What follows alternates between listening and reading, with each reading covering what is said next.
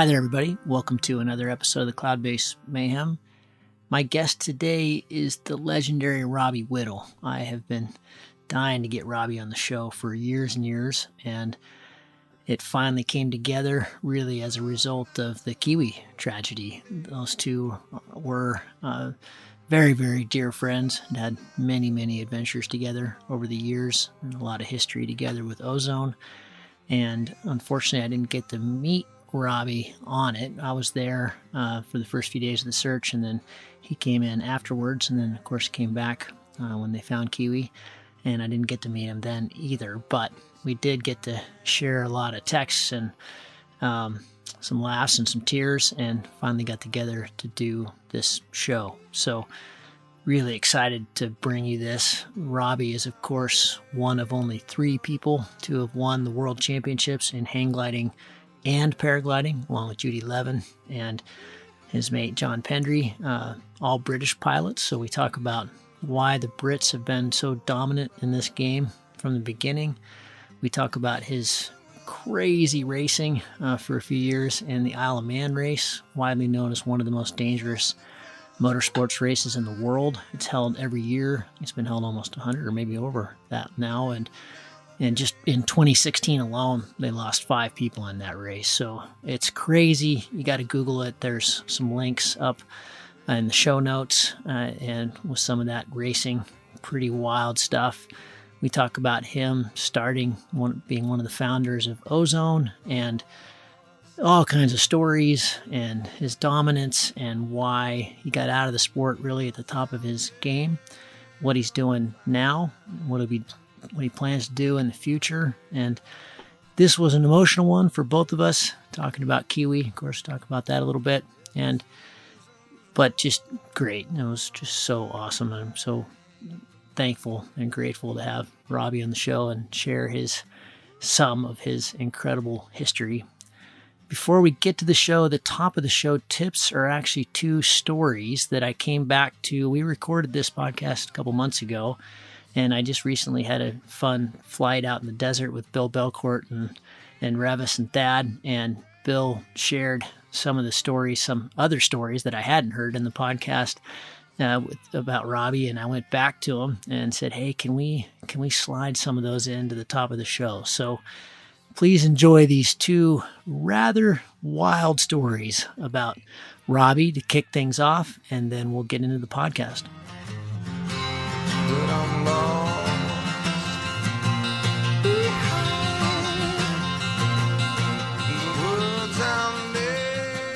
Okay. Oh well, it's funny that these stories get remembered and that Bill has remembered that one. Obviously, when it's your own life, a lot of things get forgotten, and I'd totally forgotten about this, but it was quite an incredible story. It's happened once upon a time, a long time ago, when I was a much younger man. But we just started Ozone, and what had happened was we were going virtually every weekend to Italy, because at that time I was kind of a bit of a hero in Italy, and we needed to kickstart the business quick. And the easiest country, because we were living in France and developing the gliders in France, was to go to Italy every weekend and do a demo weekend. So we were literally every weekend, work during the week, nip to Italy on the weekends, do our demos at various sites around the country, and drive back again. Anyway, this particular weekend, we were having a demo meeting in Como with our distributors there, Eric Cornezzolo. And we were a young company, so we needed to make things happen. Unfortunately, it was north wind, very strong firn wind, so there was no way to fly. And when I say it was very strong, it was howling, absolutely howling over the back of the hill, 50, 100-kilometer winds up high. So there was not much we could do. But we had all these people there who'd come to see us, and the draw card for that weekend was myself and John Pendry.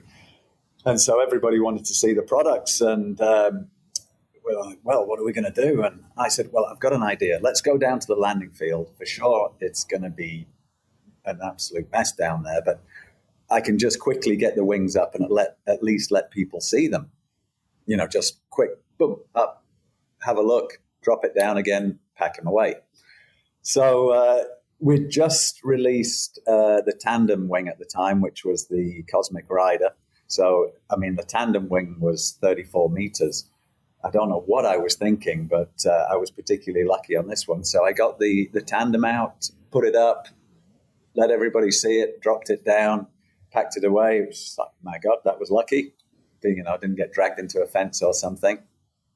Then we had the Octane, and actually happened to have the extra small Octane with us. And I thought, oh, well, that's perfect, because it's actually, even though it's so strong and windy, it's the size you'd want to be handling in these kind of winds.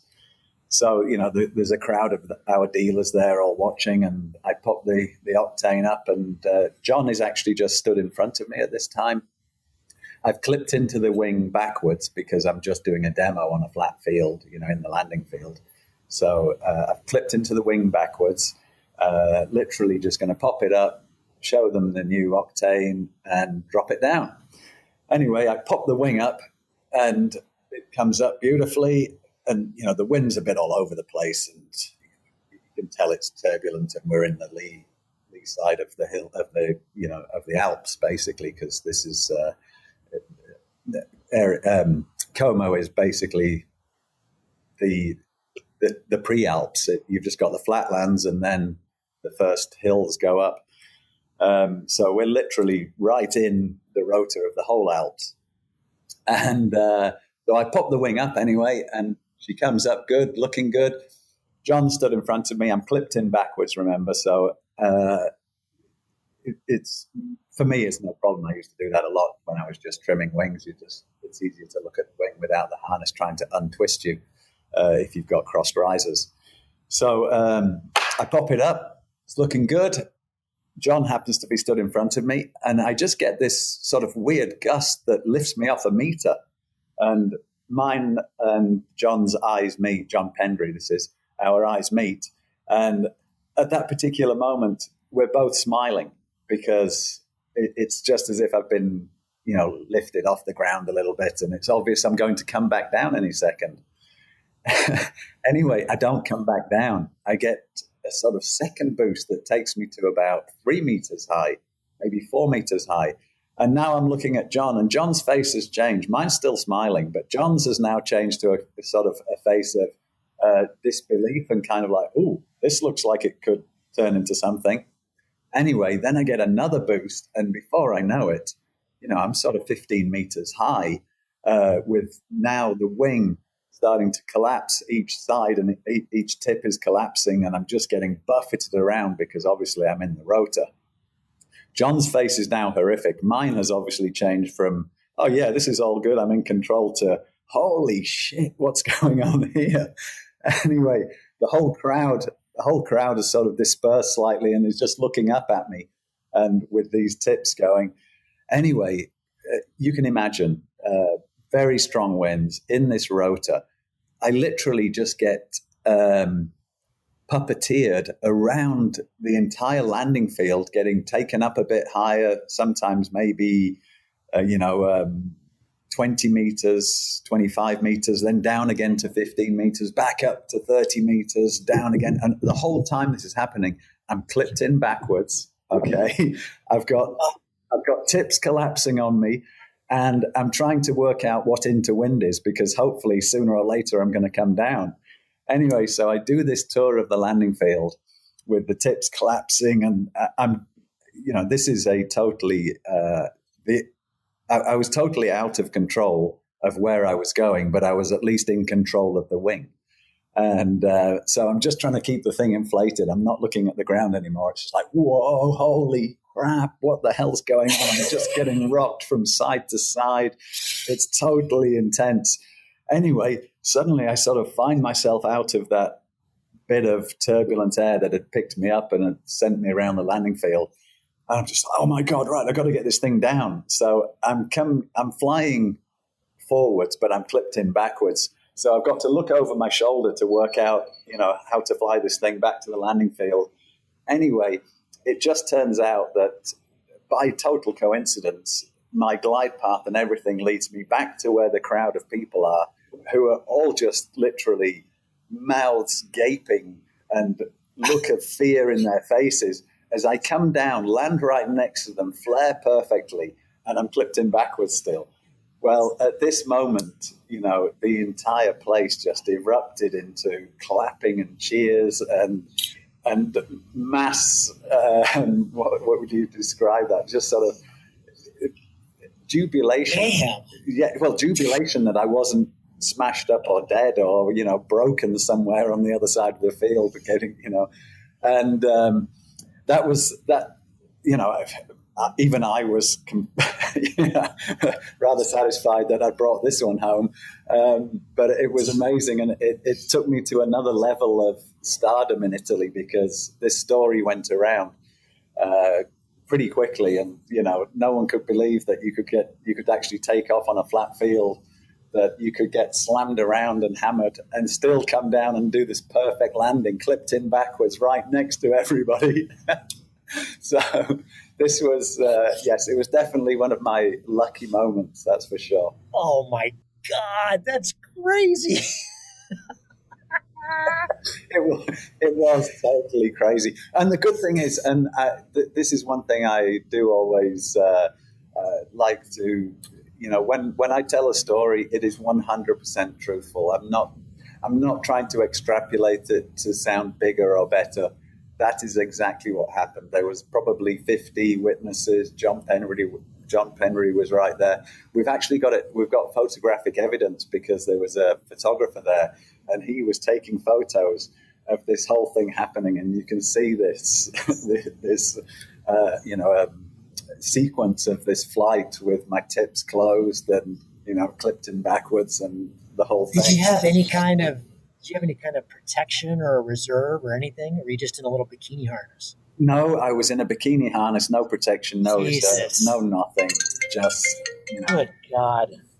My God. Just doing the old seat of the pants thing. But it came good, and I went down as a bit of a hero. That's insane. I don't have anything like that, but I think that until you really experience phone like that, it's the one time I really, really got myself in a pickle was from Bellinzona. I was doing a big triangle, and it was a pretty strong north phone day, but there was a couple other Swiss guys that felt pretty comfortable about it. You're kind of protected there, and so we do the out leg and we do the top of the triangle, and that's up by the Airolo Pass, and it had just been 4,000 meter base, it was just incredible. No wind, it was amazing, and I'm just on the leg back. This is going to be a nice big triangle, and I'm super excited, and there hasn't been a twitch of bad air, and I'm just cruising along on the south side of what I call the Big C. It's like at the top of the Lago Maggiore, there's that big valley that goes from Bellinzona up around, and then there's the Airolo, and then there's the Newfoundland, that go into the Rhone, and the Airolo ties into the Rhine. And as soon as I get about halfway across, and I'm on the south side, so I'm looking up at the Airolo Pass, and I'm just cruising by it, and all of a sudden I'm in it. Just like the dam broke, and I was high. It was 4,000 meters, and it was a 4,000 meter SIV to the ground. And I landed in 60 kilometer an hour winds backwards, of course, and it was just, it went from so nice to, my God, there's the bottom of my wing again. Wait, there it is at the top. It was like I was doing the infinite, and I don't know how to do the infinite. Just all the way to the ground. It was like, Jesus. And so I don't think people understand what phone is like until you're in it like that. You must have just been, like you said, a marionette. Just getting played by the... I was just... my God. I was the puppet on the end of the strings. Just, oh my God, I was in control of, like I say, only the wing to keep it open. Where we were going and what was happening was nothing to do with it. Yeah, you had nothing to do with that. Yeah, terrific. Just a passenger along for the ride. But yeah, the old Föhn thing is something that the Föhn wind. This is when it's basically normally something to do with a high pressure and low pressure situation between the North Alps and the South Alps. And so you've got Italy on the south, and then you've got Germany on the north, and one of those will be in high pressure and the other will be in low pressure. And basically, normally what's happening is you've got this air mass that is trying to be equalized, and so you get these very strong north winds. And my funniest story for the Fern is we were flying at the World Championships in Fiji, 1989, hang gliders, last day of the event. I was in the lead. All I had to do was bring it home, and it was happy days. We take off on the first glide. It's forecast north wind. We're in Switzerland, in the Rhone Valley, a place called Fiesch. And we take off on the last task, all climb up together. It's pretty gnarly. It's already a bit bumpy. We go off on the first glide. All the top competitors are together. Like I say, I'm in the lead. All I got to do is bring it home. And head off on this first glide. Everyone together, massive squadron. And I'm just flying along. And in the middle of it, for some reason, I don't know what happens, but my wing just turns upside down on a hang glider. So I just tumble the wing in front of everybody. And literally the bar goes past my face once. I let go of the bar because I'm not a guy that hangs on tight to you've got to let the thing fly. So you don't want to be hanging on. You're just controlling the fingertips. The bar gets ripped out of my hand. I do some tumbles. This is in front of the whole, lead gaggle. I do a couple of tumbles. Somehow the glider doesn't break. The bar goes in front of my face. I grab it. Radio hanging off, bits and pieces hanging off everywhere, vario broken. Anyway, I'm just like, oh my God. And people are on the radios going, oh my God, Rob's just tumbled, blah, blah, blah. But I'm still flying. So I stick the radio back and pull everything together and get everything going. I flew 160 kilometers that day. There were only 3 people at goal, and I was the second person at goal. No way! What? Yes. And I won the World Championship. Has that ever happened in history? I won the World Championship. You tumbled twice and you won? Oh my God! Yes. No, I don't think that's happened many. I believe I might have been the luckiest person alive. And again, I would just like to say that that is not a story that's been embellished to sound better than it is. There was a mass of pilots that saw this happen, and when I landed at the goal on this particular day, it was a super gnarly day. The rest of the flight was horrific. For the first hour and a half after this had happened, I was shitting myself the whole time.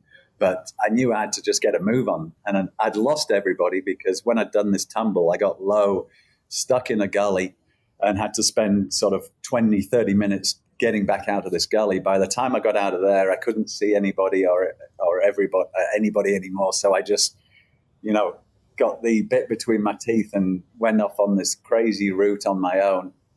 Flew around the whole course expecting to come in last and found out I was second.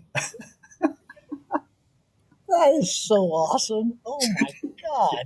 You tumbled twice and kept going. Yeah. On a hang glider. Yeah, so then when I landed in the landing field,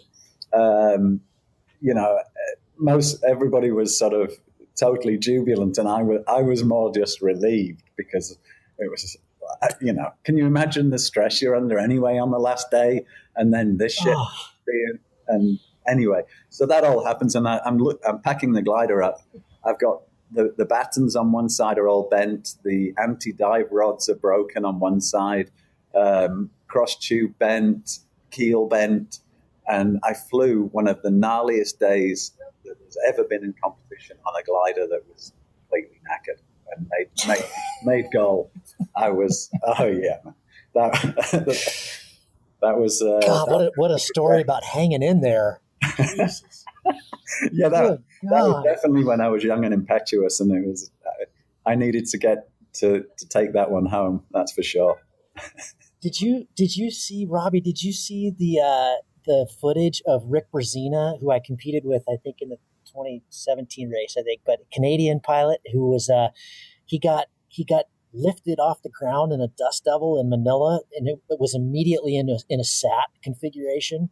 And he sat it up about 1,000 feet, just totally out of control. I mean, he wasn't even planning on launching yet. It was just this thing just boosted him like we get at Chelan all the time. You've seen that in Chelan. Yeah. And then he went and flew like 180K. He got up and he was like, well, I guess everything's okay. It wasn't a competition. That was not nearly as cool as your story, but the footage is crazy. Oh my God, it's scary. I'm going to have to look for it. Rick Brazina, did you Google it. Rick Brazina Dust Devil. Just Google it. It's freaking terrifying. It's oh my god, that's unbelievable. Yes. I've never heard of anybody tumbling and not throwing, and let alone winning. Yeah. I believe me, awesome. me neither. Holy shit! These are those things that accidentally somehow sort of skyrocket you towards notoriety or of some form of notoriety. Oh yeah, that's one of those. Did you hear the story about Robbie? Yeah. Okay, so hope you enjoyed that little taste of things to come. Now, please enjoy the rest of the podcast with Robbie Whittle. Robbie, this is pretty exciting for me. I have heard all the amazing stories about your past and your world championship wins and hang gliding and paragliding. I don't think it's too much to. I'm sorry, this will make you blush a little bit, but you are truly a legend in our sport, and it's just a real treat for me to be able to see you here on the screen and have a talk with you. Let's just dive in with where you are and what you're doing. It looks awfully nice out through that window there. Yes, it is. First of all, Gavin, thanks for asking me to be on the show. Probably should have done something sooner, but here we are now, so it's obviously the right time. I'm currently in Raglan, New Zealand, West Coast, small town, surf town, and I'm here fundamentally because wind and waves, good for my work, which is still developing kite surfing and still doing speed wings as well. Yeah, I was going to let's start there. I don't often think of, my background is a bit in kite surfing as well, but never from the designer side. I don't have that kind of mind. I know you've been designing wings, which are kite surfing or wings as well, for decades now, but speed wings and kite surfing seem odd. Do you find they really tie together? Tie together. I'm not sure they tie together, but it's definitely what I do. When I moved out of the paragliding development and into the kite surfing or the kiting development, I was doing the speed wings at the time, and I just carried the speed wing thing on because it's a little bit more dynamic. And to tell the truth, the guys were busy trying to fulfill their requirements just to keep the paragliding line up to date. So I just carried on doing speed wings, and as it happens, they work very well together. When it's too windy, or when it's nice and strong for kiting, I can have a good session down here, then nip up the hill, which is a 2-minute drive, and go soaring on the coast, which is also good for testing because I've got a lemon and nice smooth airflow. Makes it semi-safe in the beginning. Yeah, that's interesting. Your design background, was this something you studied or you just learned back? I believe was your first designing job with Adele? Do I have that right? Is it like kind of early 90s? Was that something you studied in school, or you just kind of learned the trade? No, I learned the trade basically since I started my hang gliding career. Very quickly, I was picked up by a company back in the day called Airwave, and I just became a sort of test pilot and a little bit of a problem solver because, in all honesty, I had, and I think I still have, quite a good feeling and a very analytical mind when it comes to feeling. But the rest of my whole development of my designing career has just come about through, certainly not through education in the normal terms. It's just been sitting on designers' shoulders and watching how they use the programs. And then slowly I just worked my way into a position where we got rid of the link in between, which is normally the designer. So to me, it would appear to be a good thing to have a designer stroke test rider who is actually feeling the sensations and able to self-evaluate the nuances of what makes a good wing or a good kite. And so literally just sort of grown into the job and found myself in a great position. Really, I thoroughly enjoy it. But I do not consider myself anything other than an artist. I'm not a mathematical mind. I'm a feeling and sensation and visual kind of person. So, Robbie, take us back. What was the catalyst? How old were you? When did you take your first flight? How did it all happen?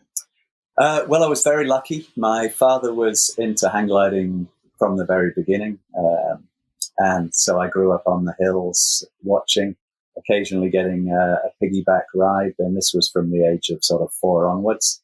Piggyback tandems back in 1975, where we'd just sling a little harness on my dad's back. And, you know, back in those days, you were just flying top to bottoms. But yeah, it got me back then. And then we watched for lots of years because every weekend my dad would be going out flying, and we'd jump in the car, me and my brother, and mess around on the hill with kites and some radio models. And basically we grew up around flying.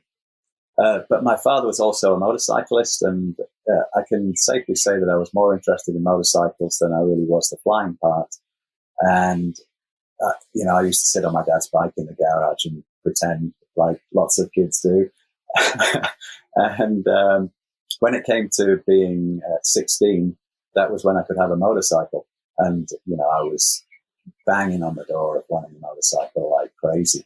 And my father said, look, if you don't get a motorcycle and you get into, you know, basically I'll buy you lessons and a hang glider so that you can get into this avenue, because he knew that I was a little bit reckless when I was young, and I was very involved in BMX riding. And he knew from the way I could crash a BMX that I could probably crash a motorcycle even bigger.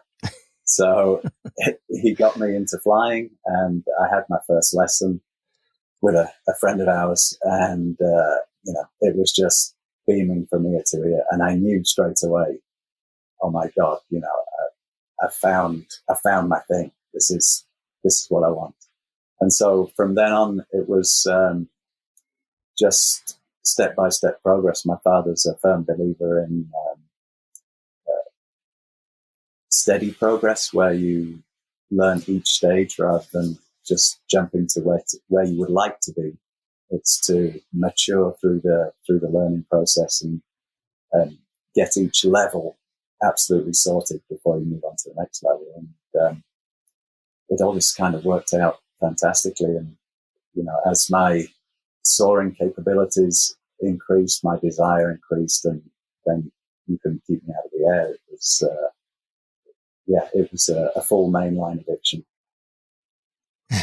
Did you see it then as a potential way of life, or as a way to get paid, make a living, or is it just, it's just such a blast you had to do it? I mean, was there a progression in terms of, were you seeing it as a progression of, okay, I can make a job out of this? No, absolutely not at all. This was, my life is like this anyway. I'm purely passion-led person.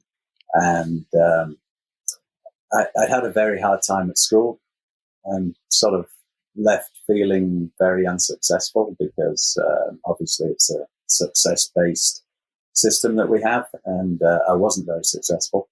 And then, you know, I started hang gliding, and that just all evaporated. And the joy and the passion that was put into my hang gliding was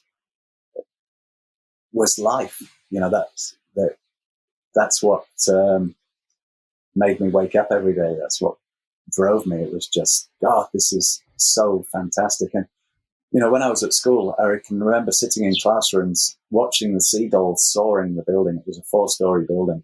And I'd just watched the seagulls soaring in the building, and I would dream to be one, because here I am trapped in the schoolroom, not even understanding what they're trying to teach me.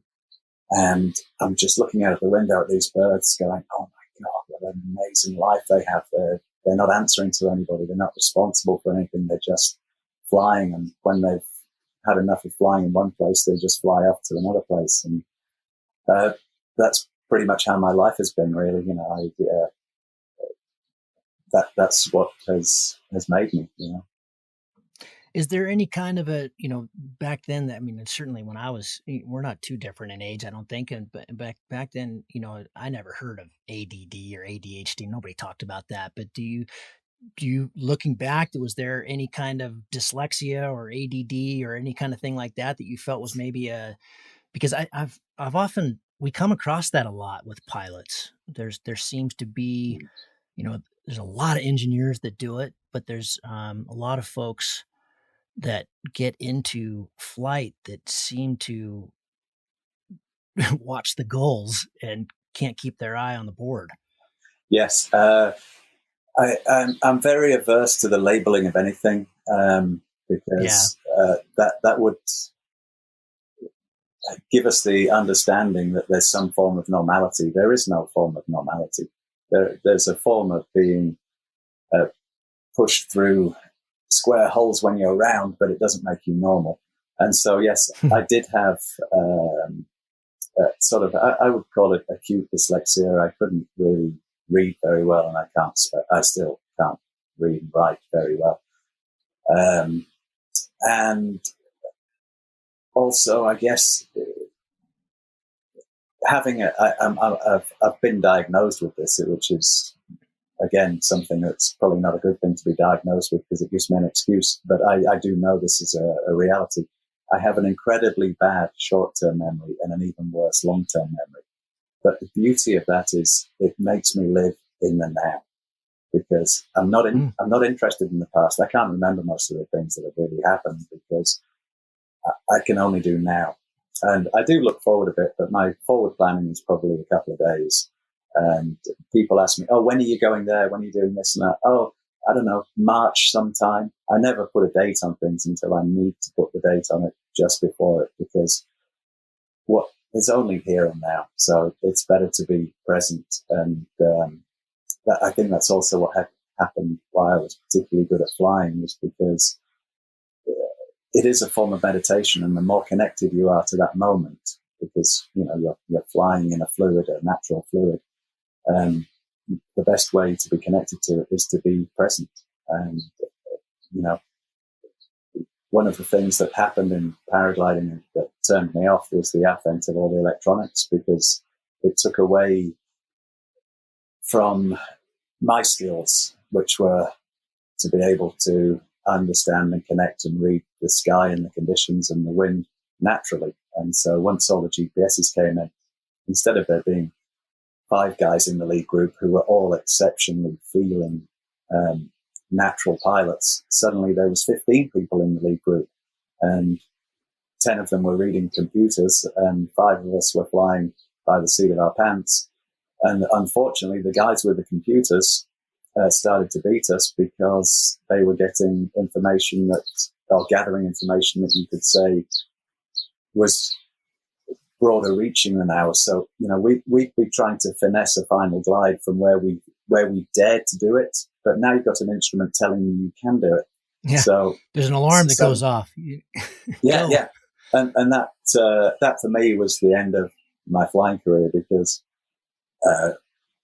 I'm not interested in that. I'm interested in the pure, heartfelt connection to the environment. That's what I was.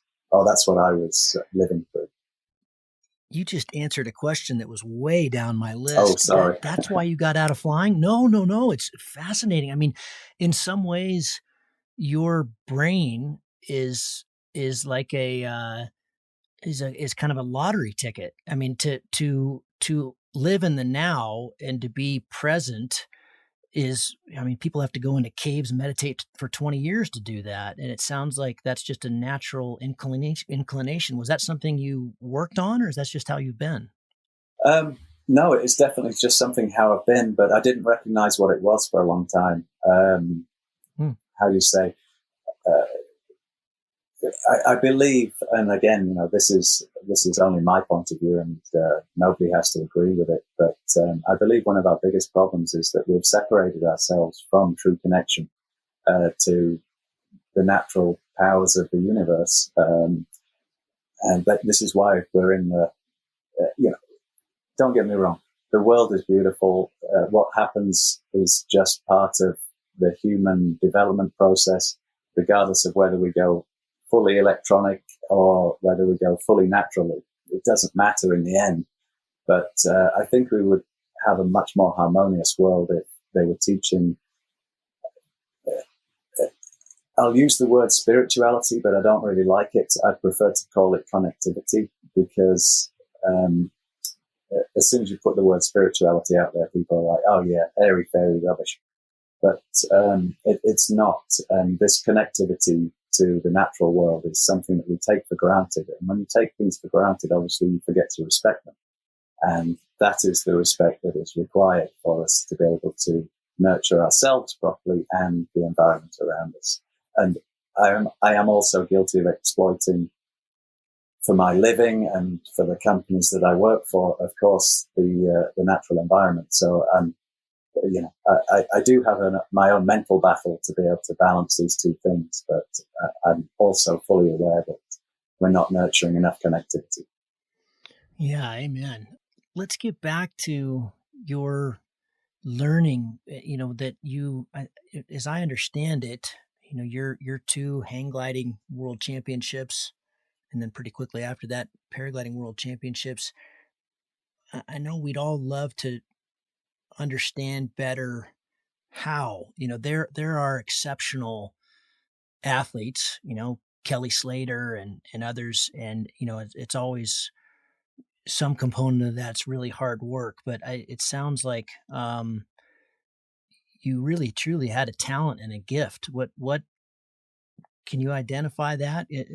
Where did it come from? How did it start with your dad and his approach? It's quite funny that your father tried to save your life by getting you into free flight. Yes, it is very ironic, and there are people that raise their eyebrows at that one. But first thing is, my father is a very good role model in terms of many of the things that he's taught us. And fundamentally, it's always been around respect. Respect what you're doing, because especially with flying, gravity takes no prisoners. So you need to be on top of that game. But honestly, Gavin, if I look at these things now retrospectively, I think what it was more than anything was that I was lit purely by true passion. And somebody who is lit by passion is virtually unstoppable, because when that passion is absolutely the burning desire within your heart and in your head, the noise stops. You are connected. And literally, I can remember competitions where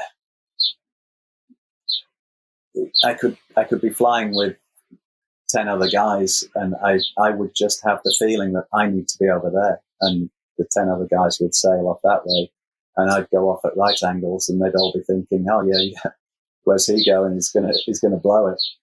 Lo and behold, they'd all sink out. I'd climb out and be at goal. It was just allowing the free flow and being in those moments and lit by passion, as I say, drags you to the right place to be. I never entered a competition. In fact, one of the reasons my career was a little bit up and down is while you're lit through passion, everything comes to you very easily. But the minute you start trying, everything disappears. And the problem with winning anything is that you try and maintain that, and then you take away the passion, and now it's a maintenance thing instead of a passionate thing. And it becomes very hard to be as successful, because you're not as connected, because now you're worried about the result. It sounds like when you were allowing yourself to kind of go into flow state and fly intuitively, you would do really well. And then when you would try to do really well, you would screw it up. Is that basically it? You'd let your conscious brain take over and try to win, and then you'd bomb. Yeah, I'm afraid that's about it. And I see it today, in virtually every sport. It's really interesting once you, or at least my perception of these things is you see absolute fantastic talent coming and they go all the way to the top and then they disappear again. And they disappear because they started trying. They stopped flowing. They started wanting instead of accepting. And when you want something, the chances are you're going to have to work to get it. And if you just let these things happen, then the fruits come to you naturally. And, I watch it in motorcycle racing. You see such great talent coming up. You're like, oh, yeah, fantastic. And they make it to the top. And then they start taking it too seriously. The fun is taken out of it. The joy is taken out of it. And then your passion is automatically dwindled because of that, because now it's not about you expressing yourself. Now it's about the result of your expression. And lo and behold, many people, drift by the wayside. I've been working with Thomas Therileau a bit this time around. Before this X-Alps, he was Kriegel's coach and supporter for the first four, and then they're doing it again together this year, which is really exciting and scary. But he talks about that you can't think about placing. That's a stupid goal. You have to think about process. You can think a little bit about performance, but everybody's going to be within 1 or 2%, both on the ground and in the air. But so process goals are important, packing your bag fast and that kind of thing. But he said that there's very often in the race where he has to, I don't know if he has to, I think Kriegel's gotten pretty good at this himself, but, hey man, do some wing overs. Don't be so serious, relax. What would you normally do right now if you weren't in the race? Yes. And let's just take you out of the race for a little while and, just have fun. In other words, reminds that, this should be a game. Exactly. We're human beings. We are taught, indoctrinated to take everything too seriously. We need an answer for everything. It's just, no. Turn it all back, plug into the flow state, let it happen. I guarantee you success. But while you try too hard, I can guarantee you probably more failure than success. Robbie, I was talking to Bill Belcourt, your good friend, yesterday to get some ideas and stuff, talk to you. And he had some really funny stories about, he said, well, when Robbie would come to a comp, usually you'd go to a comp, like say it's in the Rocky Mountains, you're thinking pretty hard about conditions. Is it going to overdevelop? Is it going to get too windy? Am I going to get my ass kicked today? Cause it's always big. Right. And he said, but when Robbie would show up, you were actually more stressed out about the days where you weren't flying because you had to go hang with Robbie. Like he said, you're one of the things you used to say was, half of the comp is won on the ground. And I was like, what does that mean? He said, well, yeah, because you would have to go 4x or race motorcycles or do something and party like we're crazy and then show up the next day, and it was just kind of expected. So was that... was that really part of your game plan? Is that how you also kind of won, or was that just who you were? And you just, it sounds like you kind of live full throttle. We're going to get into the Isle of Man stuff. So obviously you haven't backed off too much. But. Well, yes. I like, it's very nice that Bill remembers me like that. And, yes, it probably was the case. And I definitely do maintain that competitions can be won on the ground just by your presence and your ultimately, and I know this is adverse to what I said earlier, but ultimately your lack of respect for virtually everything. Because also when you're in flow state, you don't need to worry too much about anything else. Just go with the flow. It'll all be good.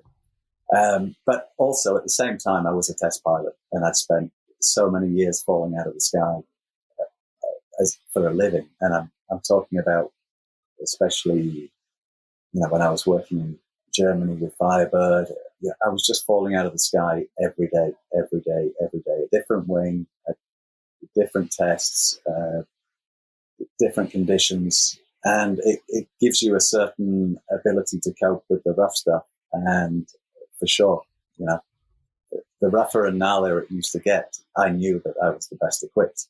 And so where everyone else is slightly nervous on takeoff, I was just yahooing because holy shit, yeah, right. No matter how bad it is up there, I've got the best equipment. I've got me underneath it. So if I'm shitting myself, they are absolutely crapping it, so here we go. Robbie, where did that confidence come from? I mean, is that a question you can even answer? I mean, because it's exceptional, and there are, I think people can get to that level through a lot of training, or they're just incredibly competent people. Probably a combination of both. But was that something you just had? That's something you had in your back pocket, or is that something you developed?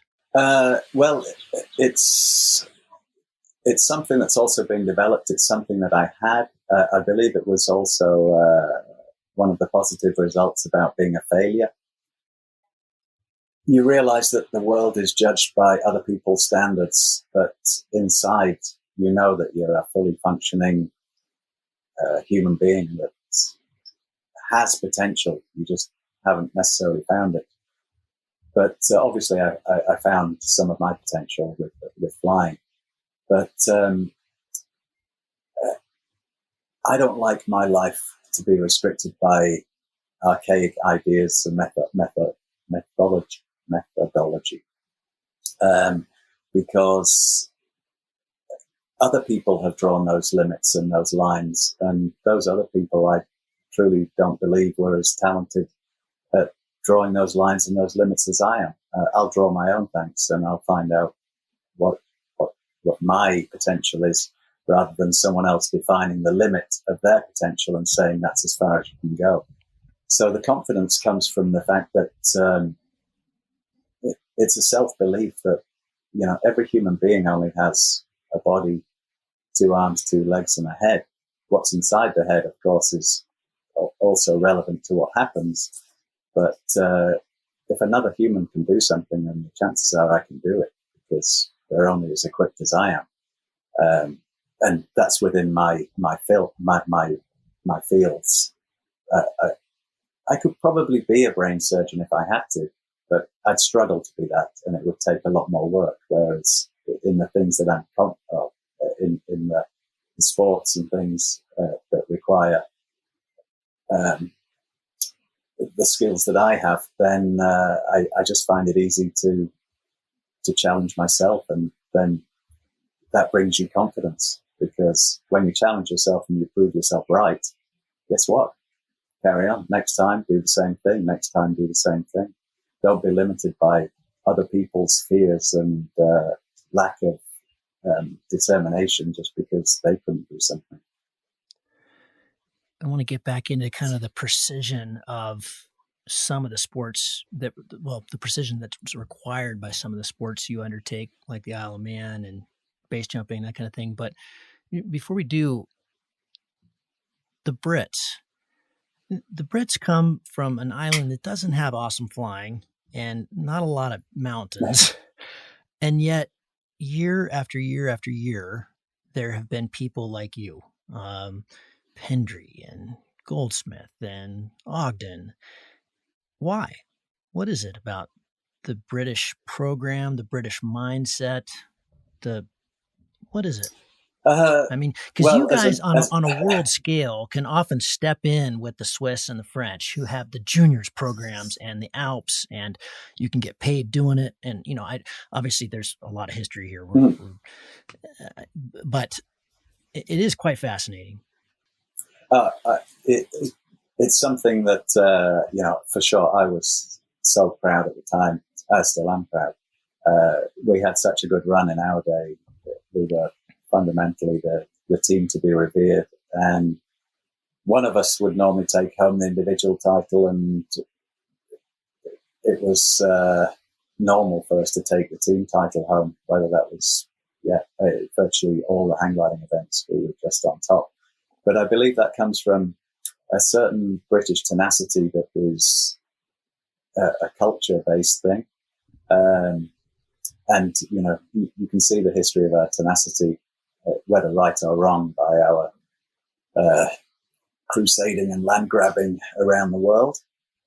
And then when it comes into the context of paragliding and hang gliding, let's face it, good conditions are easy to fly in. It's just go out there and do it, because there's thermals everywhere, and there's mountains showing you, literally telling you where to go. And in England, the conditions are terrible, and every flight is not terrible. They're very inconsistent. So every flight is a struggle. And if you get good at struggling, then when it's turned on for you, it's just kind of a walk in the park. It's, you're struggling over low flat lands with a low cloud base and weak lift. And then you get thrown into the Alps where it's high cloud base, massive mountains and strong lift. It's like, let's go, this is a piece of cake. There's thermals everywhere. Look, I'm just going to glide to that ridge. Boom, another massive, strong thermal. I'm just going to glide to that ridge. Boom, another massive, strong thermal. I truly believe, there's nothing better than to practice in difficult conditions, because that's what makes it easy and when the good stuff comes along.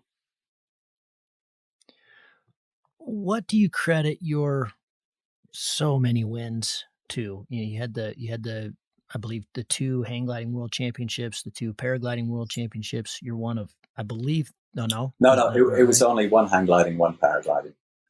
Oh, 1 and 1. Yeah. Okay. But you're one of, I believe, 3 that have done that, 1 in both. What was your approach? What was your where do you credit that to? There was never an approach back in those days. Again, that was when I was in the flow and not trying to achieve anything other than my best. That's another thing I think is very important. When you turn your competition against competitors, you are guaranteed to lose. When you turn the competition to oneself, you have your best potential. It might not be to win, because people often have more potential than you, but you're going to get your best result by trying to beat you. That's where the results were coming from, really. I was just trying to fly my best and be my best. I wasn't worried about who or what or where we're positioned. It was just go out there every day and do my best. But in answer to the question, I was surrounded by great people. Fantastic. John Penry was an amazing friend, mentor. Pepe Lopez, the Americans. I was so lucky that a lot of the good pilots saw my ability. And one thing that often happens is that the not so good pilots always have a knee-jerk reaction to immediately sort of try and vilify the young guy who's coming up as reckless and dangerous. And yes, so what? I'm reckless and dangerous by your standards. But by my own, I was not even reckless or dangerous. I was just doing what I needed to do. And the good pilots, they recognized that, what they were dealing with, and they just brought me in and enjoyed my progress and success. And, you can learn so much from these people because they're open and they want to offer. And, so basically it was a rubbing off, even from club level. Some great people took me under their wing, and just, before I could drive, I had a guy by the name of Colin Ryder who would, with his wife, pick me up, stick my hang glider on their roof. I was stuck because, my dad was working or something. They'd pick me up every weekend and take me up and look after me. It was just, and again, I think that was also because a lot of these people just saw this pure passion, and right, let's facilitate the next level. Tell me about the kind of early years with Adele. Just anything that kind of pops up that was kind of funny. I know you started at Adele, I believe, in the paragliding. Well, actually, let's start there. What was it like to transition from hang gliding to paragliding? Well, for me, it was amazing because I was super gung ho and still in my element. It was a new craft, but I was still in my element, and so it was just learning to fly this new wing. And yes, it was slow and it was rubbish, but like everything, I absolutely love to learn. For me, everyone's trying to accelerate the learning process, and I want to do this and I want to do this. No. Slow it down, because the learning process is the most satisfying, enjoyable part of anything. Once you become moderately okay at something, the big buzz is gone. And everyone's trying to get to this next level, whereas now just accept where you are, because it's the best way to learn anyway, is to draw yourself back, be totally self-critical, and enjoy the learning process, because it's like a flower blossoming. You don't want the flower to go from a bud to a flower instantly. You want that thing to slowly grow in front of you, and each petal to slowly unravel itself. And that's like each step of the ladder or whatever. And that's the process to be enjoyed. And yes, I just got on the paraglider and enjoyed it tremendously. And it seemed obvious that that's what I should be doing next. And I'm a very next thing kind of person. Once I've got to the level of ability that satisfies me, nobody else, just me, then I'm looking for the next hit. Sitting here talking to you, that I would have expected maybe not more recklessness, but more, the stories are that you were so aggressive with life experiences, but also just you're clearly willing. You had that mind frame of test pilot, which is, a lot of confidence, and also, just willing to blow it up over and over and over again. But I just gather, I haven't talked to you very much, but I just gather you're very calculated. Is that right? No, I am more calculated now, because the filters of life have been slowly drawn across, because that's one of the things that happens when you get into business and you have to make a living, and those associated responsibilities. I was definitely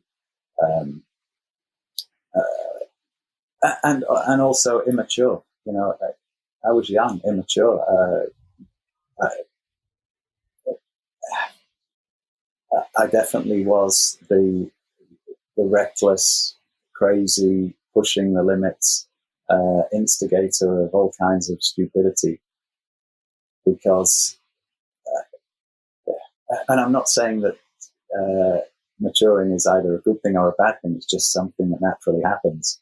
Like a good wine, as it ages, hopefully becomes better. And the sharp edges that you could taste earlier, you could deal with them, but long term, probably not the best way to live your entire life. So I just feel that I'm maturing into hopefully a continual path of it, maturing, whereby I can still, and I am still totally reckless and lunatic regularly, but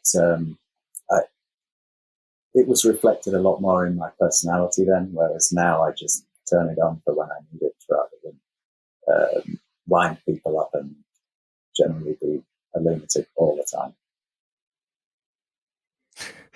Because the 90s, as I kind of understand it, there was, open class was the big thing, and it wasn't just Firebird and Adele. It was, that was everybody showing up on prototypes. Everybody's racing open class. As you say, many of them are rubbish, and it sounds like, the carnage was pretty high, and they called you at some point, the father of the serial class. Was that about when you and Kavanaugh started Ozone? Give me the timing of that, and what was. It's kind of funny that the kind of the Godfather Risk, in a sense, is also like the Godfather, like, hey, we gotta trim this back a little bit. Yes. Well, it came. Okay. So this is the late 90s, and we've got into a situation whereby the competition scene, yes, it was only open class then, and the wings were performing better, but they weren't particularly safe. And the ability that you needed to be able to fly one safely was literally the ability of a test pilot and and a factory pilot. So what we could see was the test and factory pilots basically had an unfair advantage over most of the field because these wings were a handful. And people were unfortunately hitting the ground far too regularly. I recognized that my advantage was my test piloting and, the frequency with which I was flying those hot wings. And I just didn't think it was fair. And I also didn't really enjoy seeing people that I shared a camaraderie with being splattered on the ground because, for what? We're meant to be in this for fun and enjoyment. And I still was totally in it for fun and enjoyment. I still am. And, so when you see your friends being injured and in some cases dead, there becomes a certain futility to the whole thing. It's like, this is pointless. And what for? What are we measuring here? It's not something that is measured on parity with the rest of the field. I fly almost every day. You fly every weekend. Well, I should be better than you. So why are you spending all this money to come to a competition to then end up in an ambulance going to a hospital in Spain and being dealt with not particularly well? It's just like this absolute madness. So I tried to rally the troops into the idea of basically certified paragliders for competitions that everyone could fly. For another reason as well, I truly believe in a level playing field. I don't like the equipment race. I don't think it brings out the best in anything or anybody, including the manufacturers in a way, because it turns the business into a fashion business, or not a fashion, but a rapidly successive performance improvement business instead of making better pilots. And at the end of the day, we're trying to measure the pilot, really, I thought, rather than the wing. So the idea of Zero Plus was to level the playing field and let's see who the best pilot is, because we still don't know who the best pilot is nowadays, because one's on an Ozone, one's on a Gin, one's on a Nivea, whatever. And, the requirements for certification are so open that it's not really certification. So it's still a performance race between the manufacturers. I prefer that race to be between the pilots. Yeah, it's not basketball, is it? I've always had a hard time with these sports that are either judged or that are, I grew up ski racing, and a lot of it was your wax guy. Yeah. I was a speed guy, I was a downhiller, and yeah. I just, why can't we all ski the same gear? Yeah, exactly. And this is the thing. I find it so interesting that, the competition truly is the human element in there. But we are now removing the human element and putting the technical and the technological element in there as, literally the prime factor. If you look at MotoGP or Formula One, they're mapping the car or the bikes for every corner. So, the track map is put into the bike, and if you're coming around this corner, you can smash the throttle to full. The traction control knows it's corner number 4 and only delivers this much power, going up to 100% as you come out. Well, once upon a time, that's crap. Well, it's the same as a GPS. It's doing the same thing. It's giving you it's taking away that sensitivity on the throttle, where you'd have to wind it on so carefully because you've got 200 horsepower at the back wheel, and if you wind it on too quick, boom, you're off. Whereas nowadays, and that's why a lot of the crashing is stopped, and you hardly see any high sides, because as they hit the apex, they know that at this point, boom, flat out, the mapping only gives you a certain amount of power until you've got the bike upright, and then you get it all back again. But I had no idea these things were being driven so much by computers. Oh, God. That's crazy. Yes. But like I say, paragliding is no different.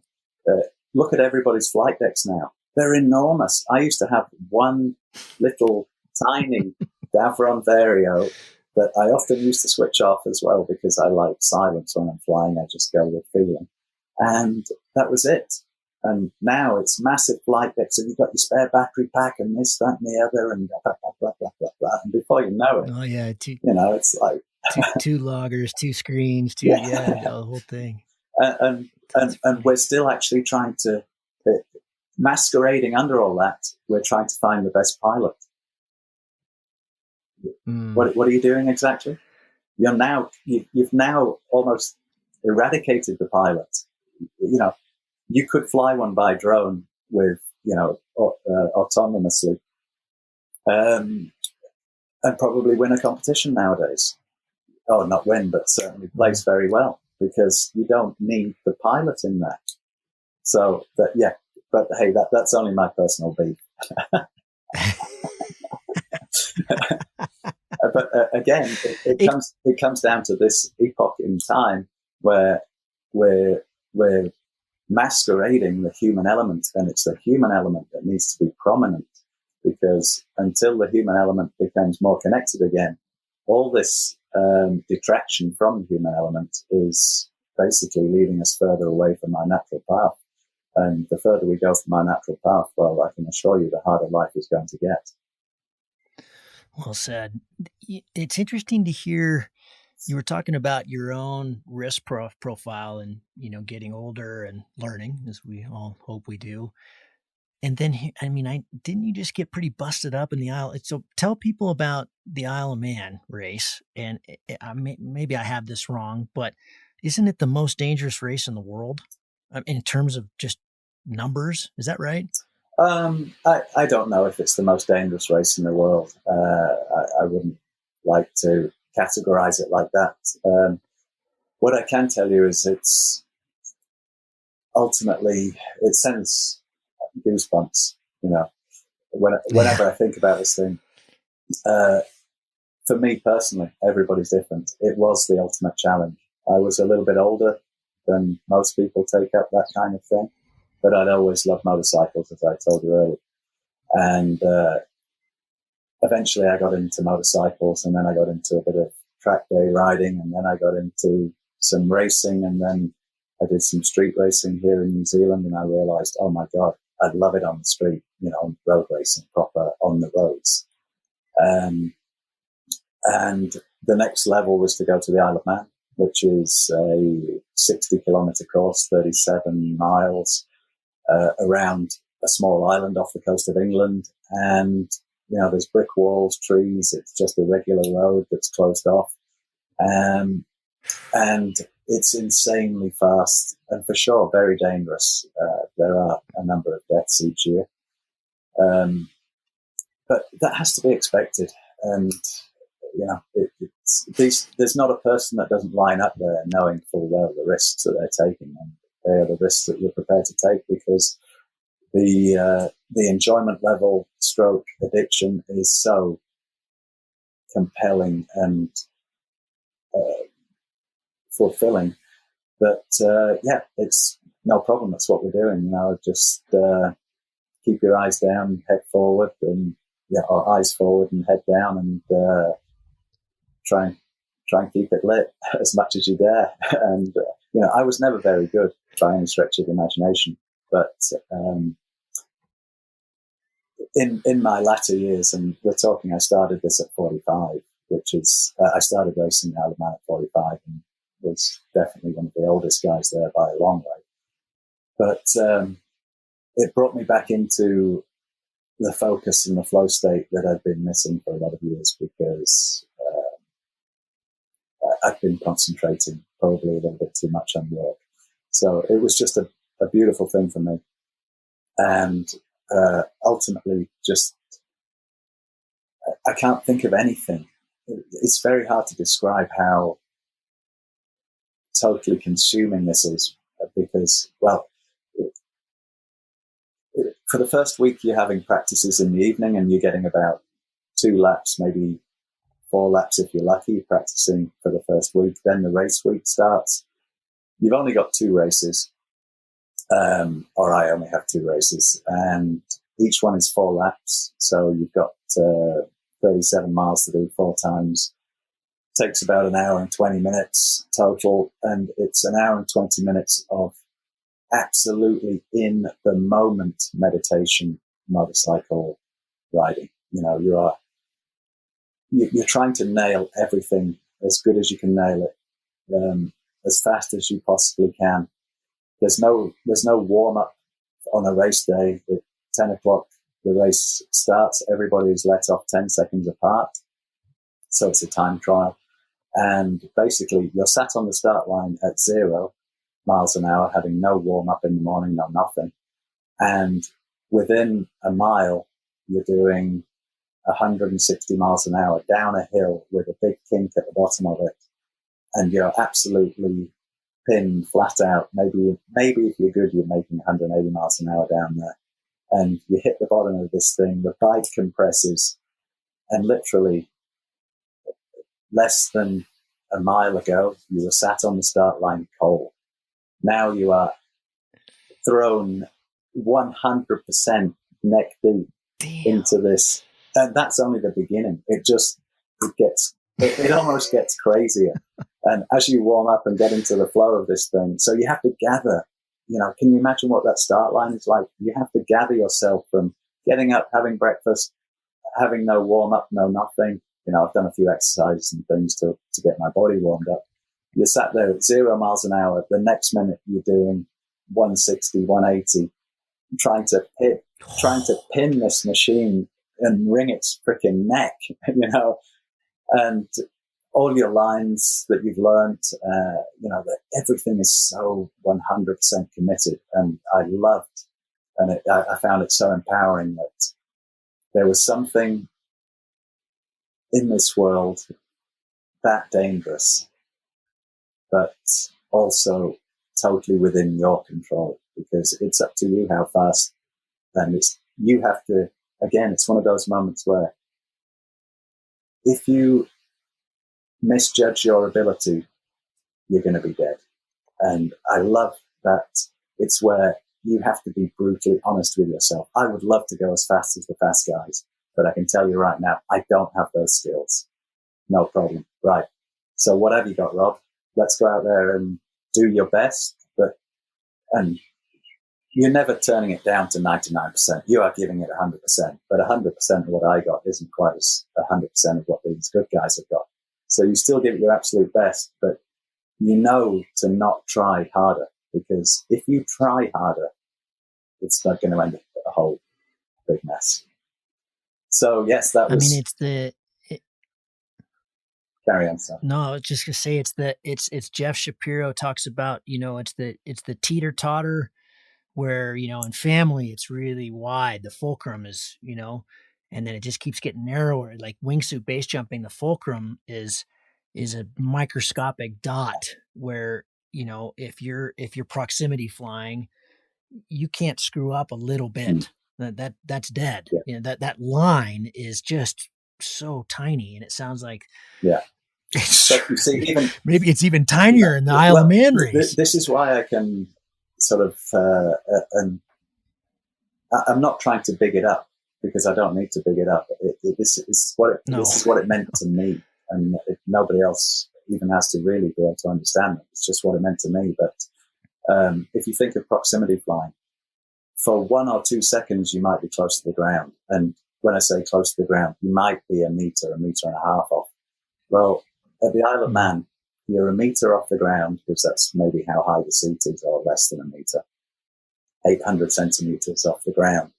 And you're doing phenomenal speeds. Way faster than terminal. Yes, you're doing phenomenal speeds for an hour and 20. And proximity flying lasts for what? 2 seconds? This is what I'm talking about. So you have an hour and 20 of not messing up. And wow, if there's anything, how do you mentally train for that? I mean, it's quite. It doesn't work to go on a racetrack to do that. I mean, how can you just go out and drive, you know, and race at 180 miles an hour on a windy road and train for that for an hour and 20 minutes? That's insane focus. Yes. I guess it's just flow. It's not even focus, right? Yeah. Well, it's focus and flow all together. How do you train for that? Well, I did do a lot of circuit racing, obviously, to train for that, but also I was riding the roads around here, like the lunatic that I can be from time to time. And so there's a lot of very good roads here in New Zealand. Very small population. There's only sort of about 5.5 million, which means that the roads are not particularly busy, although they are a little bit dangerous. They're not the best kept roads in the world, but that's good too, because the Isle of Man is very, very bumpy indeed, and undulating and very rugged on the bike. So I would just go out here and terrorize the local farmers, I guess, and be very reckless and throw caution to the wind and ride like an absolute idiot. Well, can you describe what it's like? You said, you imagine showing up at the starting line. You've had some breakfast. Can you describe what that's like, mentally, to fly your stuff over to the Isle of Man and go through this? I imagine it's pretty wild. There must be some pretty heavy emotion. Well, remarkably for me, I don't know why, it's another skill I've managed to pick up on the way.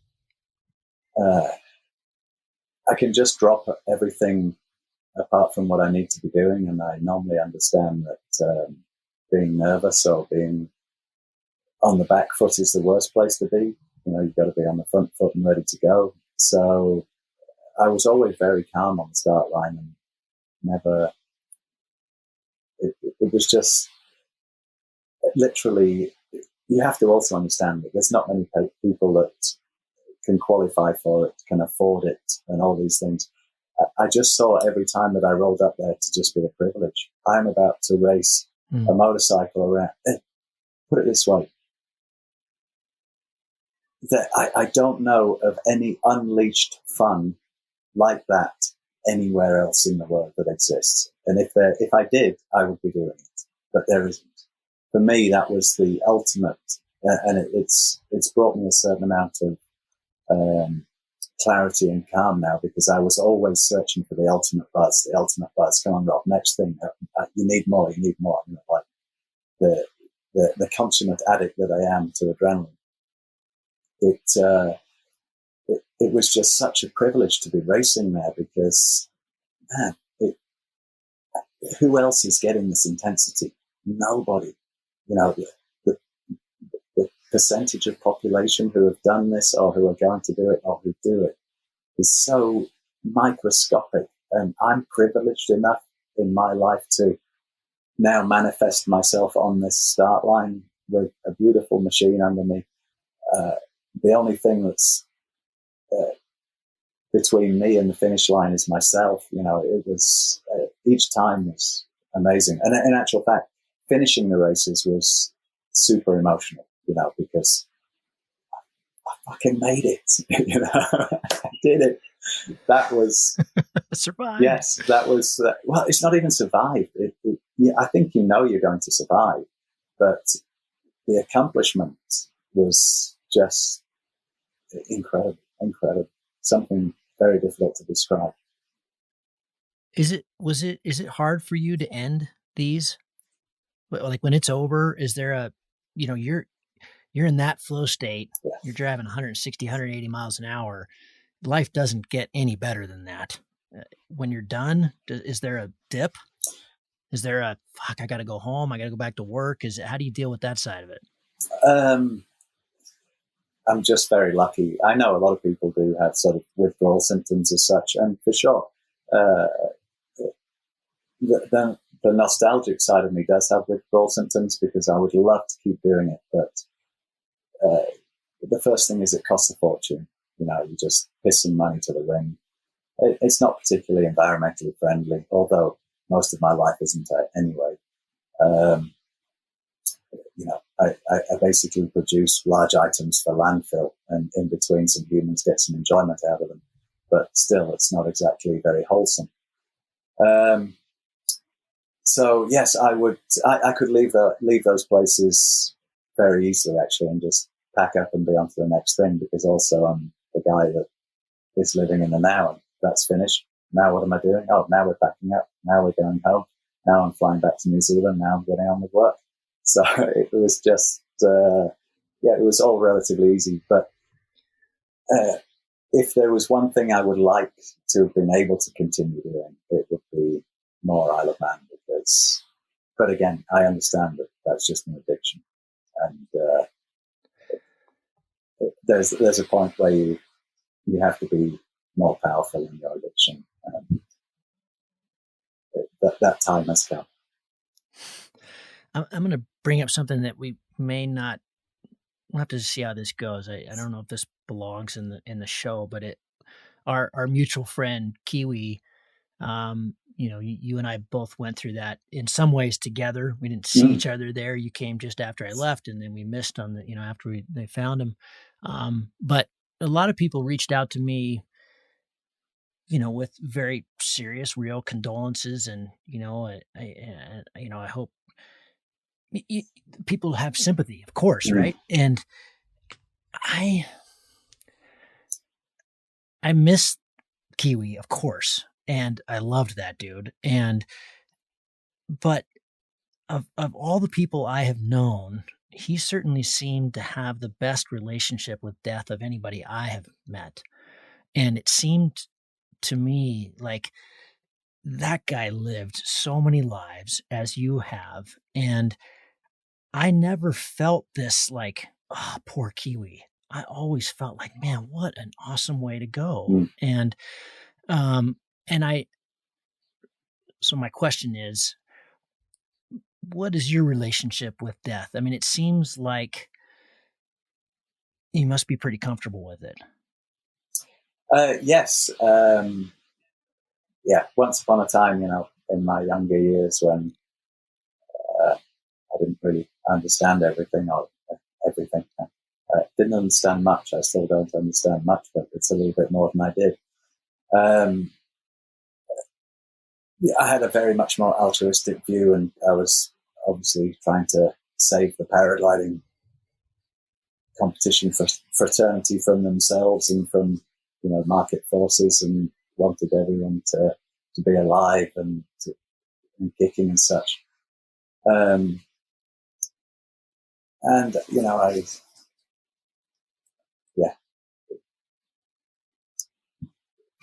Not necessarily easy things to talk about, but I lost a couple of my good friends when I was younger. And that affects the way you relate to death. And for a long time, I didn't want death to happen, especially to friends. But now I just, it's part of life, and it's just something you got to get on with. And I have absolutely no fear of death because, again, because of Kiwi and how would you describe this? Our mutual enjoyment of the psychedelic realm. Then I believe I visited the place that could be a passing point towards so-called bodily death. I'm not going to imagine, I don't have to imagine, each to their own, but spiritually, I think there is our connectivity continues. And so the fear of losing my physical body, there isn't any. I don't even care. It can happen today, tomorrow. I've lived such an incredible life. I've had so many unique, beautiful experiences that I don't need to cling on to the physical realm anymore. And again, through that psychedelic venturing, I can be comforted in the fact that, if nothing else, I will go on and be a part of the universal force that is all around us. So, there's nothing to fear. In fact, I'm almost looking forward to it in a very positive way, not in a morbid kind of way, just in a very positive way. Yeah.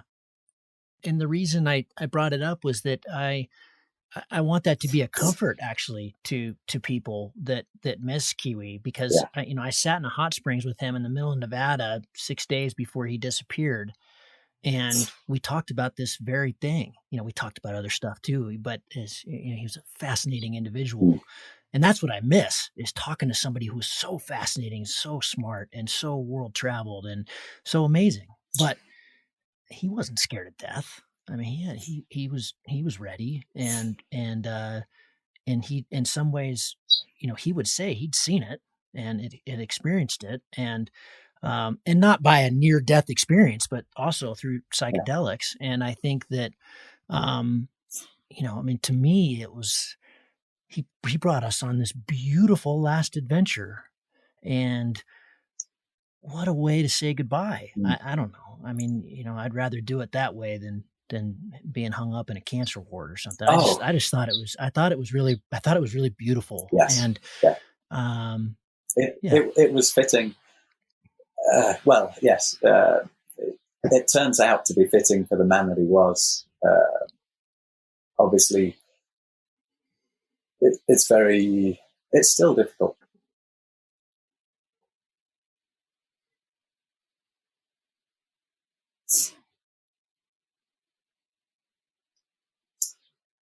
Yeah, it's it's maybe a bit too difficult, but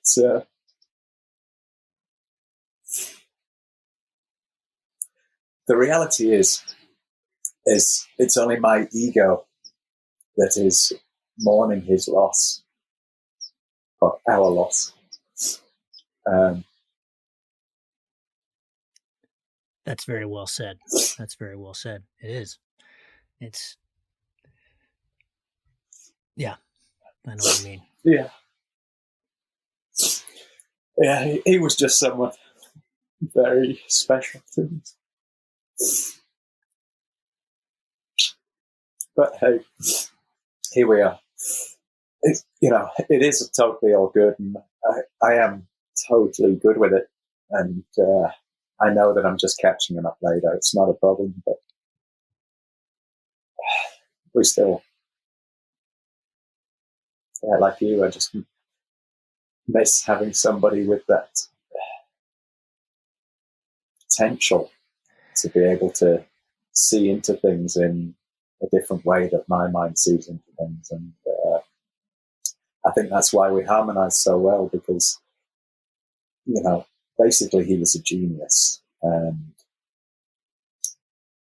like I say, he was too big for this world. His thoughts were too big. And I do also know, and regardless of what anyone thinks, his books and his writings in the future will become a milestone in our understanding and perception of the human potential, should we say, or human existence. Because, I believe that he was one of the first Westerners to study and self-experiment into DMT and the effects of DMT to the level that he did, and combine that with his intellect, and there was something incredibly powerful happening there. I can't profess to understanding it all. I've been there with him on some of these journeys into the DMT realm, and obviously the other psychedelics, mushrooms, and LSD, mescaline, pretty much all of them. And I know what they brought him, and I could see that this transformation with his intellect and his perception of, of the human being as such was something not ready yet to be accepted by our very restricted spiritual society at the moment. So, but I'm sure in the future people will be hailing him as some kind of revolutionary, I hope, because that's pretty much what he was, and inspiration. Yeah, and there's real movement in that realm, recently that I think he was such a big part of. And like you said, I don't know how to articulate this or tackle it whatsoever, but his energy. I mean, from the first time I met him, he had this energy that was so compelling, and he made so much sense.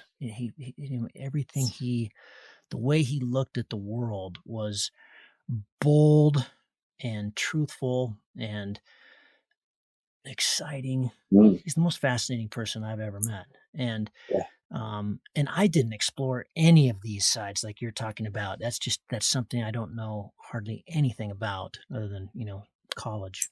Well, yeah, having some fun in college. But it's, sorry, I didn't know much about him until I met Greg, and we got on like a house on fire from day one.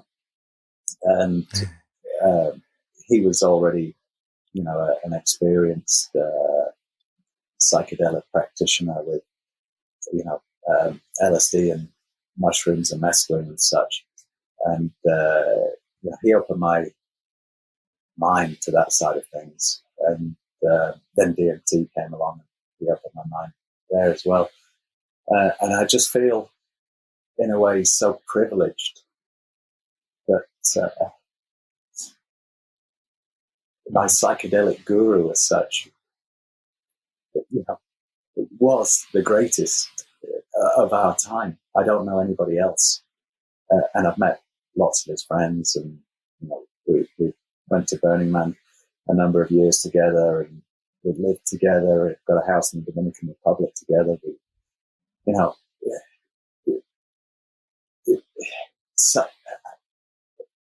I was his running mate lunatic for quite a number of years, and I just, what a privilege.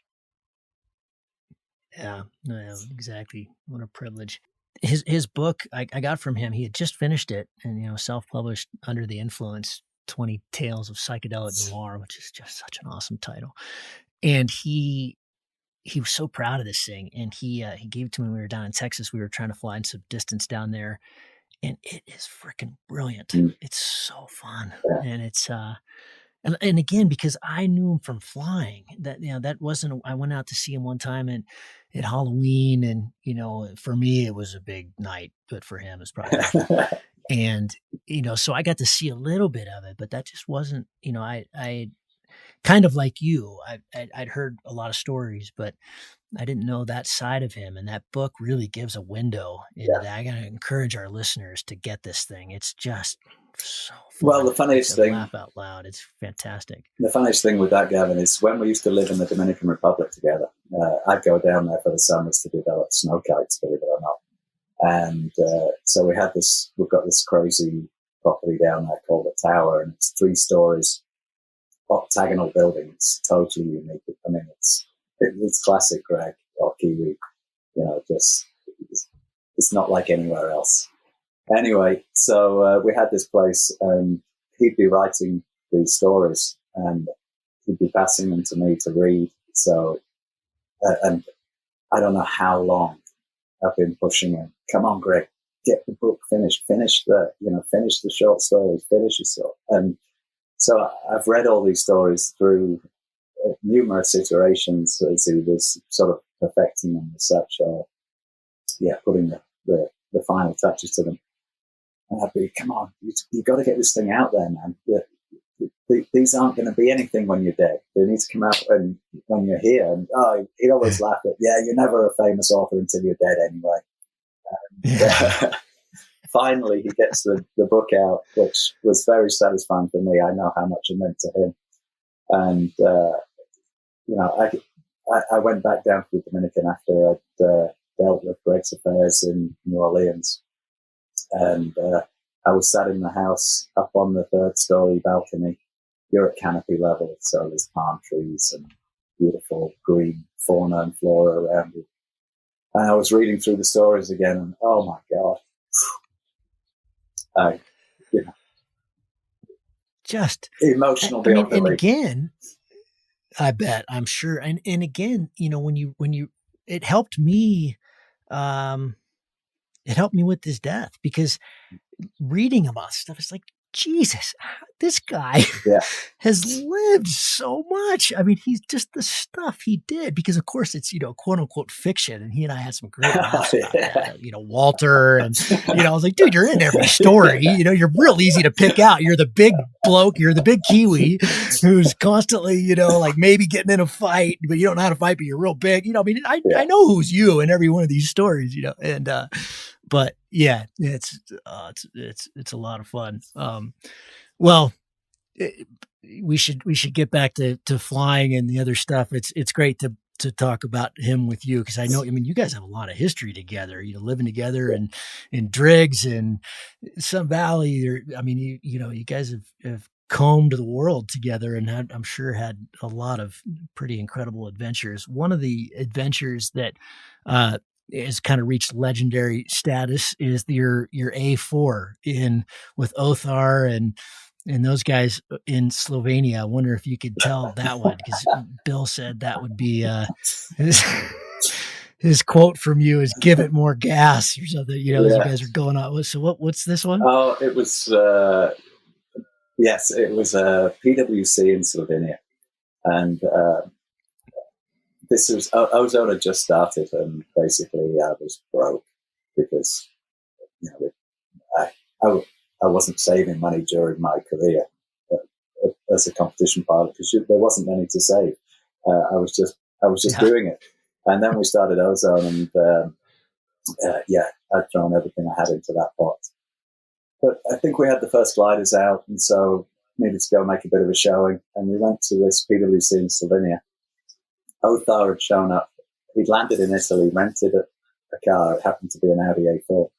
And he was there, and Bernie, what's Bernie's second name, from Canada, was there, and a few others. Anyway, it was back in the day when some people still sort of held me on with some kind of regard and put me on some kind of pedestal. And one of the pilots, his father, had just opened a new restaurant, and he wanted us to go and sort of christen the new restaurant. And each year they're allowed to shoot a certain number of bears in the region, and he had shot one bear, and he wanted to prepare the bear for us that night. So, it was mainly, admittedly, for me. But I said, "Oh yes, but I'm with this crew," because you can't leave your crew behind. So we took the whole crew up to the restaurant, and going up there, it's this beautiful windy road with switchbacks, and I'm already wishing I was driving but it's Othar's car. So we're driving up there, and it's like, oh my God, this road deserves to be torn apart. I used to love to drive like a maniac. I really was a maniac. Anyway, so we're driving up there. We get to the restaurant. It's a beautiful side of the mountain type ski lodge restaurant thing. And the owner, as soon as we walked in, just took a shine to me in terms of, right, we are having a good time tonight, and the Slovenians had to have a good time. So he was plying me with alcohol from the beginning, and I'm a lightweight, so I was totally lit already. Then we had this absolutely incredible meal of bear, which I hadn't had before or since, and it really was divine. The meat was incredible. And we had this big night. Everyone's pretty lit by the end of it, because the owner was, there was no bill to pay. The owner was just flying us. And Bernie was the only guy left who wasn't drunk, which was lucky. So Bernie jumps in the car to take us home at the end of it. And I think there's 5 of us in the car. So there's 3 in the back. Me and Bert, I was in the back. Othar and Bernie in the front. Anyway, we start driving down. And I'm like, come on, Bernie, you're driving like a freaking pussy. Give it some gas. And then I start coaching him through the gears, down into second, set it up wide, floor it. Come on, more gas, more gas. And anyway, these are really steep switchbacks. It's on a very I've driven those roads. Yeah, I know exactly what you're talking about. They're windy. Yes, but Slovenia as well is quite poor, so there were no crash barriers on any of these corners. Anyway, well, it was in those days. This is probably 1998 or 99 or something like that. Could have been 2000. So we're going down this road, and I'm, come on, Bernie, faster, faster, more gas, nail it, come on, brakes, nail it, you know. Anyway, he's doing well until at one point on one of these tight switchbacks, he loses his bottle.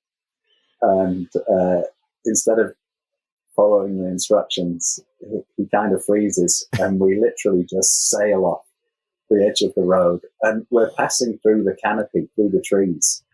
There's leaves going past us, and I'm still so lit. I'm in the back going, more gas. Anyway, but the story gets more and more ridiculous. We fly through the trees. We manage not to hit any trees and end up crashing into this big rock. Car's sort of on its roof on the side. It's a bit of a shock. Is everyone okay? Everyone's okay. Oh my God, everyone's okay. Oh, wicked. Okay, right, let's get out. So we get out, climb back up to the road, and it was a proper climb back up to the road. You know, we'd covered some serious distance. Anyway, then we mobile phone someone, and they come and pick us up, and we're like, yeah, we'll deal with that in the morning. So we go back up the next day. You can't even see the car. It's so far gone. You know, it's down, and yes, oh my God, right, what are we going to do here? And Othar goes, well, I rented this thing in Italy, and they said you can't drive it in Slovenia because it won't be insured. Oh no. Okay, I've got this great idea. Let's take the license plates off, take the stereo out, and, you know, nick a few things, and let's pretend it was stolen. Let's pretend it was stolen. Well, this is this is what silly minds do, you know, immature silly minds like mine. And so then we made the police reports and did all that shit, and Othar went back and said, yes, it was stolen, but not in Slovenia. And of course, it's an Audi A4 in Italy. It could have been stolen because those kind of things happen. Yeah. Anyway, of course, what you forget is that the seasons change. And so it was all covered in foliage and God knows what, because it was down in a ravine and there was trees in the way. But in the middle of winter, it probably stood out like a sore thumb. So about a year later, Othar gets this call from some Italian investigation bureau saying, yes, we have reason to believe some kind of fraud going on here. Oh, shit. Yeah. So you basically have two choices. One is to stand up against the fraud charge, or the other one is to pay the bill for the car. So the bill for the car was paid. Yes. But I have to thank... How much was that? That's not a cheap car. It was $15,000 actually at the time. It was obviously rental rates, so it was actually a cheap car. But I have to thank Othar at that particular juncture in time, because I was broke. You know, I didn't have any money. So I think Othar and you were kind of the instigator, as I often was. I'm sorry, but I have spent loads of my money on everybody else. You know, I was the guy buying the ski boat for us to have fun. I was the guy, you know, just get in, let's go, because you know, I was being paid more than they were earning. So you know, I never went shy on petrol and food and all that kind of shit. So. It all evens up in the end, but oh my goodness, total stupidity, total craziness. But everybody okay? You know, that was the main thing. Yeah, great. Robbie, if you could rewind the clock all the way back to the beginning, would you change anything? And if so, what would it be? Yes, I wouldn't change much. It would only be my personality in those situations. I would have liked to. Well, I wouldn't. I could have done it with more decorum. That's all. Can you put some more on that? What do you mean? You could have just been more of a gentleman, or what do you mean? Yes, more decorum? I could have been more of a gentleman. I was young, aggressive, impetuous. You know, the fact that I was totally loaded with energy wasn't the problem. The problem was the delivery sometimes, and I've definitely ruffled some feathers and caused some shit. Nothing that I regret to the point that it stays with me. But when you ask me to rewind it, then yes, I could have been more of a gentleman. I could have been slightly more accommodating to other things. I was very um, me and us orientated. It was me and my crew. It didn't involve anybody else. So I could have been slightly more open now. What's the craziest thing you ever saw, either you or something you saw in flying? Something that you think back, isn't there a story about you going backwards at like 90K an hour or something and jumping out? Or I don't know if that was you, but there's got to be some in your past. No, actually, this is a good story for people as well to listen to and maybe remember, because it's not a particularly nice story, but it's very poignant in terms of your own longevity. And we'd gone to a competition in Telluride. It was the usual crew plus some new people that we didn't know, and we went up to launch on the first day, and it was pretty windy. And there was a guy pulling wingovers on launch, and they weren't particularly good wingovers. And Telluride launch is a high launch. I seem to recall is it a 9,000er? Yeah, it is. Yeah, it's over 9. It's over 9. God, my memory could actually work for something.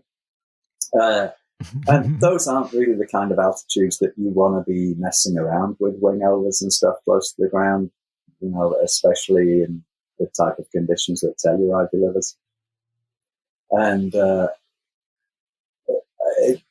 it's actually terrible, but I turned around to our crew and I'm like, this dude's going to be freaking dead if he carries on doing that. Boom. He hit the ground and was dead. Holy fuck. It was just, oh my God, literally. And first off, he didn't really have the skill. Secondly, he was in the worst place for doing it. And I thought, unfortunately, now I look back at that and I just recognize how important it is to always be present, recognize your own level, recognize where you are, have some respect. It's like, my God, there is the quintessential example of when you don't have those three things. And yes, that's actually stayed with me ever since, because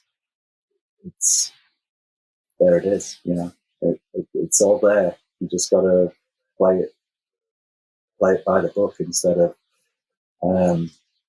wanting to show off or needing that feeling so bad that you're prepared to risk everything for it. No, you've always got to recognize the balance. I'm sorry if that wasn't quite what you're after. No. That's great. That's a great lesson. How has flying, those years that you flew a lot, I mean, you're still kiting. I'm still flying too, yes. Are you? Okay. Oh, yeah. Are you, how has flying, when you kind of look back, how has it changed your life? Oh my goodness. Yes, without a shadow of a doubt, it was the ultimate gift.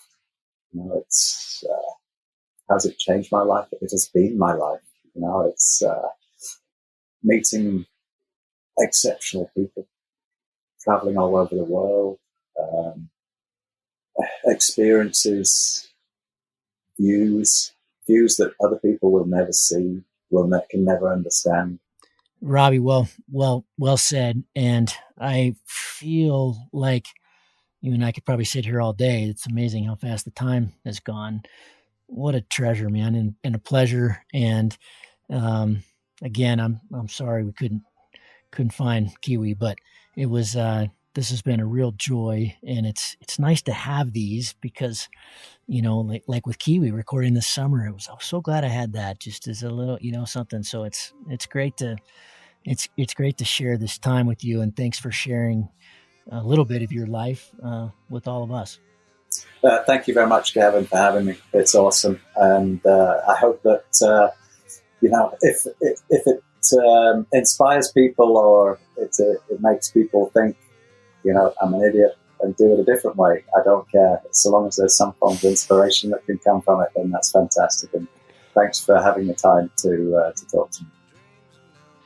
Thanks, Robbie. Well, good luck with everything there with Ozone and building kites and racing bikes and having fun. And one of these days, I hope our paths will cross. I'm sure they will. I really hope they do. In fact, I'm going to make a point of it happening. Awesome.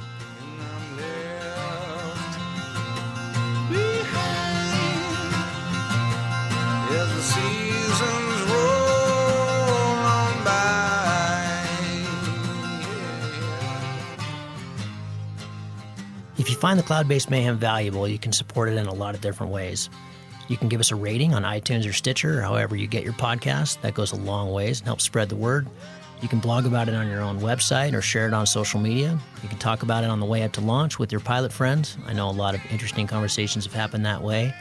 And of course, you can support us financially. This show does take a lot of time, a lot of editing, a lot of storage and music and all kinds of behind-the-scenes cost. So if you can support us financially, all we've ever asked for is $1 a show.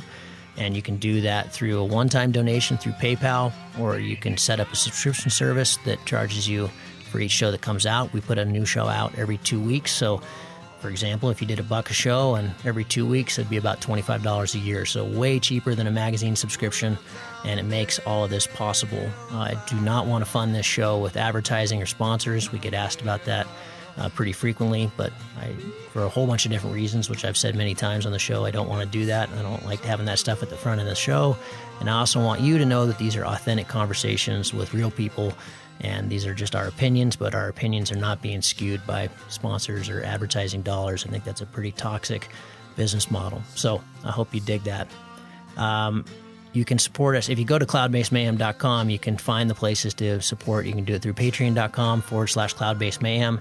If you want a recurring subscription, you can also do that directly through the website. We've tried to make it really easy, and that will give you access to all the bonus material, little video casts that we do and extra little nuggets that we find in conversations that don't make it into the main show, but we feel like you should hear. We don't put any of that behind a paywall. If you can't afford to support us, then just let me know and I'll set you up with an account. Of course, that'll be lifetime, and hopefully you're being in a position someday to be able to support us. But you'll find all that on the website.